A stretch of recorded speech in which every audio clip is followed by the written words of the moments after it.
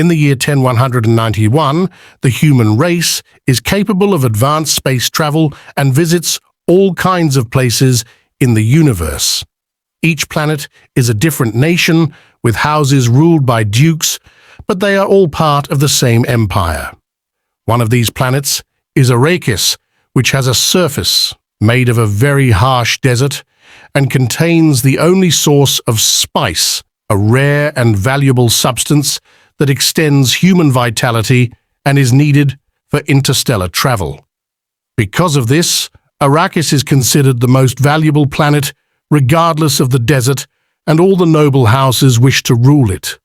Spice harvesters, that the locals call outsiders, are come to Arrakis to ravage the land during the night to avoid the heat of the day.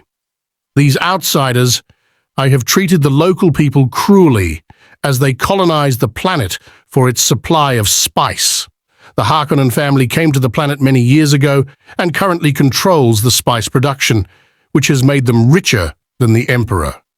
The locals, known as the Fremen, always try to attack the spice harvesters in an effort to drive them away.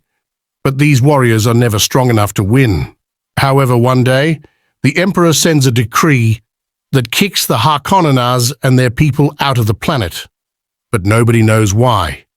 Meanwhile, in Caladan, Lady Jessica and her son Paul of House Atreides are having breakfast. Jessica wants her son to practice a power known as Bene Gesserit and tells him to use Yolwur the Voice, which should allow him to mind control people. Paul tries to use it on her and fails, but Jessica reminds him it takes years to learn. She also asks if he's had any dreams, and Paul thinks about the visions of a girl called Chani, but he lies and says no.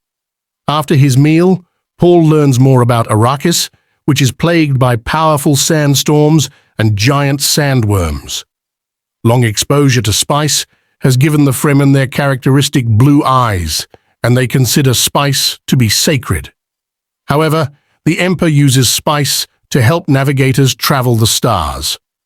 Sometime later, Paul and his father Duke Leto welcome the Herald of the Change, who has come with orders from the Emperor.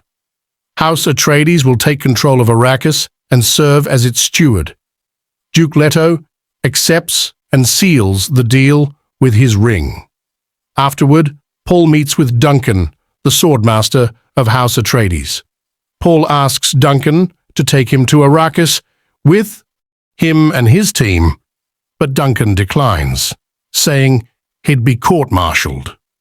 Paul tells Duncan about the premonitory dreams he has had of Arrakis, explaining he's seen Duncan with the Fremen and dying in battle. However, Duncan still says no because he doesn't believe in the dreams. Refusing to give up, Paul goes to see Leto to ask for permission to go with Duncan. But Leto also refuses because Paul must be at his side when the family arrives in Arrakis. He fears a war is coming. That's why he sent Duncan ahead with a team to try to forge an alliance with the Fremen. Later, Paul trains at sword fighting with Gurney, the War Master of House Atreides, who is angry because Paul doesn't take training seriously and forces him into combat. While using a force field shield to prevent the blades from penetrating, they fight for a few minutes and end in a tie, which would have been a mutual death without the shields. Gurney warns him how vicious the Harkonnens are, so Paul should be ready for war. Meanwhile, in Giedi Prime, the homeworld of House Harkonnen, Rabban visits his uncle Baron Harkonnen to tell him that all of their ships have left Arrakis.